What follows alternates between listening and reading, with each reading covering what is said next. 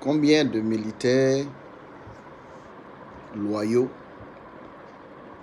il reste en Côte d'Ivoire? C'est ma question. Hein. Combien de vrais milots restent-ils en Côte d'Ivoire?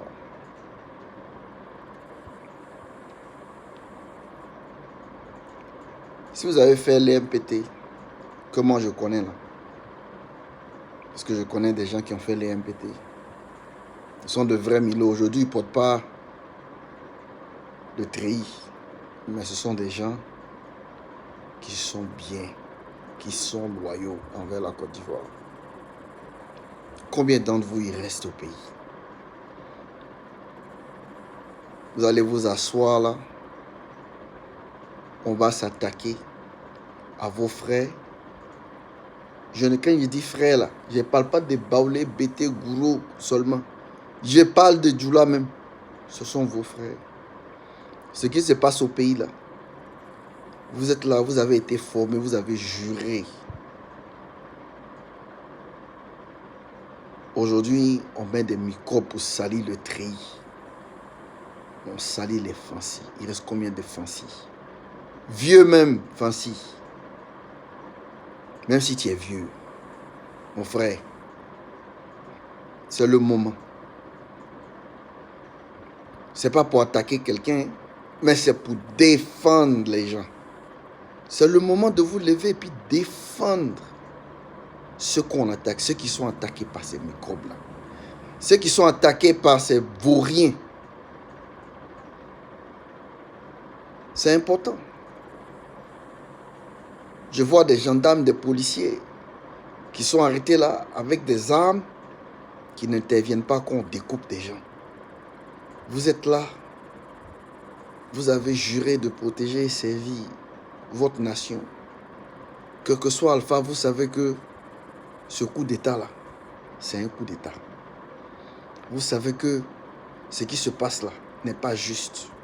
Au fond de vous, ce n'est pas une question de Djoula. Hein? Arrêtez cette histoire de Djoula. Ce n'est pas une question de Djoula. C'est votre pays. C'est votre pays. Vous êtes formés, vous êtes entraînés. Vous avez conscience de ce qui se passe. Vous avez le droit de défendre la population ivoirienne. Regardez ce qu'on fait à Toumoudi, regardez ce qu'on a fait à Yamsoko. Aujourd'hui, on l'a tiré à côté de la maison, ou bien sûr la maison de Bédié et Gikawe. On cherche certains politiciens. Ces politiciens-là, ils se battent pour une Côte d'Ivoire meilleure. Ils se battent pour vos enfants. Ils se battent pour la patrie. Et les vrais hommes de la patrie, là, c'est vous. Rejoignez le peuple de Côte d'Ivoire dans cette bataille. Rejoignez votre pays dans cette bataille. Vous n'allez pas laisser les jeunes sortir et les gens vont le tirer dessus, vont les découper. Comme ça. Quel moment est-ce que vous allez prendre votre responsabilité? Vos responsabilités. Chacun d'entre vous. Quand est-ce que vous allez comprendre que trop c'est trop? Que vous allez lever comme un avec le peuple de Côte d'Ivoire et changer tout. Une bonne fois pour toutes. Quand je dis changer tout, c'est complètement changer tout.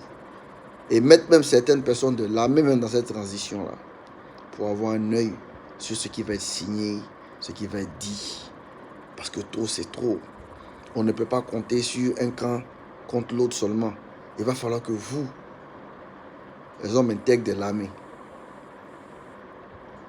il va falloir que vous preniez vos responsabilités et que vous vous rangiez du côté du peuple. Je ne vous demande pas de vous ranger du côté d'un des opposants. Je dis du peuple de Côte d'Ivoire, c'est-à-dire s'il y a une ville ou un village attaqué, incendié, où on découpe des gens, vous ne devez pas rester là les bras croisés. Votre treillis là, ça, vous savez ce que ça signifie. Vous savez pourquoi vous le portez.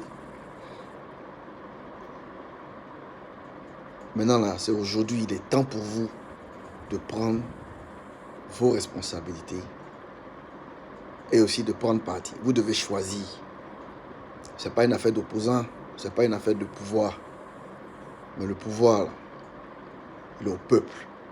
Et vous devez vous ranger du côté du peuple. Vous savez bien que c'est impossible en Côte d'Ivoire de gagner des élections à 99%. Ce n'est pas possible. Même 90%, ce n'est pas possible. Vous savez que Gbagbo ne peut pas gagner les élections à 90% lui-même. Vous savez que Bédié ne peut pas gagner les élections à 90%. Vous savez qu'on ne peut pas faire 100% dans des coins. Alassane ne peut pas faire 100% dans des coins, il a fait.